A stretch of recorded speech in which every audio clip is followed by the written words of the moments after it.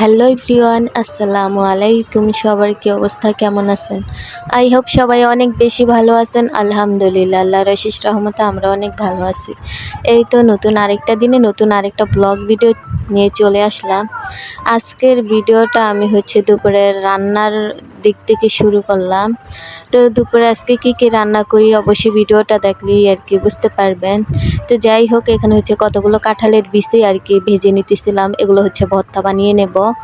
তো ভালো করে আর কি অল্প আঁচে ভালো করে আর কি ভেজে নিতেছিলাম। মানে অল্প আঁচে ভাজলে কি হবে, ভালো করে আর কি হবে। আর কাঁঠালের বিচি দেখবেন সিদ্ধ করার থেকে ভেজে ভর্তা বানালে বেশি ভালো লাগে।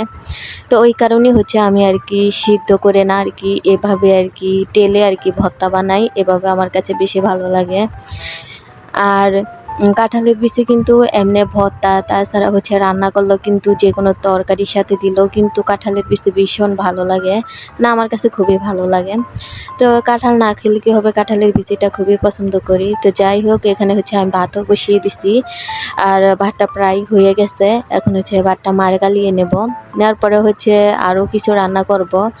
তো ভাবলাম যে করতে করতে আর কি কোটা বাছা করতে করতে আমার ভাত হয়ে যাবে, এই কারণে আগে ভাতটা বসিয়ে দিয়ে তারপর কোটা বাছা করে নিলাম। তো এখন ভাতটা মাড় গালিয়ে নেব। নিয়ে আমি তরকারি আর কি বসিয়ে দেব। তরকারি বলতে কি তেমন কিছুই আজকে রান্না করব না, আমি কিন্তু আর কি ডাল রান্না করব। এই কারণে ডালটাও বসিয়ে দিছি। যখনই না দেখছি ডাল আর কি আর কি একেবারে শেষ পর্যায়ে হয়ে গেছে, তো আর কি আর কিছুক্ষণ হবে। তো ওই অবস্থায় আর কি টমেটো অ্যাড করে দিতেছিলাম। আর এই টমেটোগুলো ফ্রোজেন করা টমেটো, কারণ আমি এখন আর কি টমেটো কিনি না। আমি ফ্রিজে যেই শীতকালে যে সবজিগুলো রাখছি ওগুলি এক এক করে এখন খাইতেছিলাম। আর টমেটো আমি ফ্রিজে যেগুলো রাখছি এগুলি এখন আর কি খাইতেছি। মানে ওগুলো শেষ হওয়ার পরে আর কি বাজার থেকে কিনে আনবো, কারণ অতিরিক্ত বেশি রাখলে হয়তো বা আর কি স্বাদ নষ্ট হয়ে যেতে পারে। তো এই কারণে এখনই আর কি রান্না করে ফেলতেছিলাম। তো এই তো আমার ডাল কিন্তু প্রায় রান্না শেষে আর কি শেষই হয়ে যাবে, মানে ডাল সিদ্ধ হয়ে গেছে। আমি টমেটো অ্যাড করে দিছি, এখন শুধু রসুন দিয়ে বাগার দিয়ে দেব। দেখা যায় যে কোটা বাছা করে একবারে যদি রান্না করতে বসি তখন দেখা যায় যে কোনো প্যারা হয় না, সুন্দরভাবে রান্না করা যায়। তো এই তো আমার ডাল তো প্রায় হয়ে গেছে। আর আমি সব সময় ডাল রান্না করি অনেক সময় নিয়ে। এটা আমি সব ভিডিওতেই অনেকবার আর কি বলে থাকি যে আমি ডালটা কিন্তু অনেক সময় আর অনেক ধৈর্য নিয়ে রান্না করি। আর ডালটা যত ধৈর্য ধরে বা যত সময় নিয়ে রান্না করবেন দেখবেন যে ডালটা খেতে কিন্তু ভীষণ মজা হয়। তো এই তো দেখেন ডালটা কিন্তু আমি বাগার দিয়ে দিছি শুকনো মরিচ আর রসুন দিয়ে। আর ডালটার কালারটা মাশাআল্লাহ অনেক সুন্দর আছে। আর আমি ডাল রান্নালে চেষ্টা করি যে সময় নিয়ে ধৈর্য ধরে রান্না করার। আর এভাবে রান্না করলে দেখা যায় যে অনেক বেশি মজা হয়। আর আমি চেষ্টা করি আলাম মরিচ দিই তো সাথে, প্লাস যখন বাগার দিই তখন ফেরে মাঝখানে ফেরে কাঁচামরিচ দিই, তখন দেখা যায় যে এক্সট্রা একটা ঝালও পাওয়া যায়, মানে অনেক ভালো লাগে আমার থেকে এভাবে রান্না করলে। তো যাই হোক, আমার ডাল রান্না করা শেষ। এখন মেয়ের জন্য একটু দুধও গরম করে নিতেছিলাম।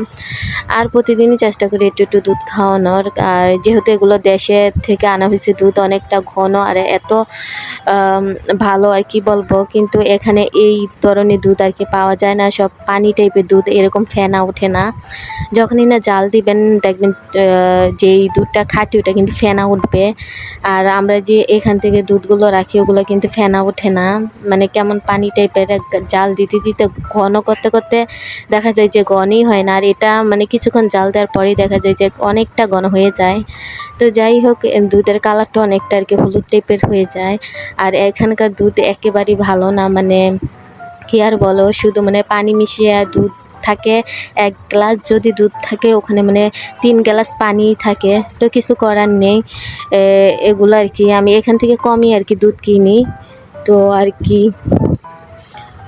এগুলো যেহেতু বাড়ি থেকে আনা হয়েছে তো দুধের কোয়ালিটি খুবই ভালো, যেহেতু দেখে আর কি আনা হয়েছে। তো যাই হোক আমার রান্না বান্না শেষ হওয়ার পরে আমি একটু ছাদে গেছিলাম। তো ছাদে যাওয়ার অনেক দিন পরে ছাদে গেছিলাম, তো এর একটু ভিডিও ক্লিপ আপনাদের মাঝে শেয়ার করলাম।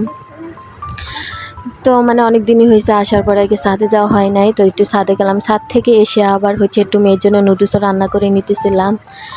আর যেহেতু আমি আজকে দিনে ভয়েস দিছি, চারপাশের আর কি নানান আর কি নয়েজ আসতেছিল। তো কিছু করার নেই আর কি। নুডলসটাও আমি রান্না করে নিছি। তো অবশ্যই আর কি কেমন হয়েছে ভিডিওটা কমেন্টের মাধ্যমে জানাতে পারেন। আর যেহেতু আমি দিনের বেলা ভয়েস দিছি, আজকে চারদিকের অনেক নয়েজ আসতেছিল। দিনের বেলা ভয়েস দিলে অনেকটা এরকমই হয়, কিছু করার থাকে না। তো যাই হোক, নুডলসটাও কিন্তু আমার প্রায় না, এই যে রান্না একেবারে শেষের দিকে। তো তেমন কিছু আর করবো না, এখন শুধু মশলাটা আমি দিয়ে দিছি, দিয়ে আর কিছুক্ষণ একটু রান্না করে নামিয়ে নেব। কারণ নুডলস আর কি সিদ্ধ বেশি করে ফেললে বা এর পরে রান্নার পরে বাগারের পরে যদি বেশি আর কি রান্না করেন, তো দেখা যাবে যে নুডলসটা অনেকটা নরম হয়ে যাবে। তো আমি আর বেশিক্ষণ নাড়বো না, নামিয়ে নেব। তো যাই হোক, ভিডিওটা কেমন হয়েছে অবশ্যই কমেন্টের মাধ্যমে জানাতে পারেন। তো আজকের মতো ভিডিওটা এই পর্যন্তই। নতুন কোনো ভিডিওতে দেখা হবে। আল্লাহ হাফিজ।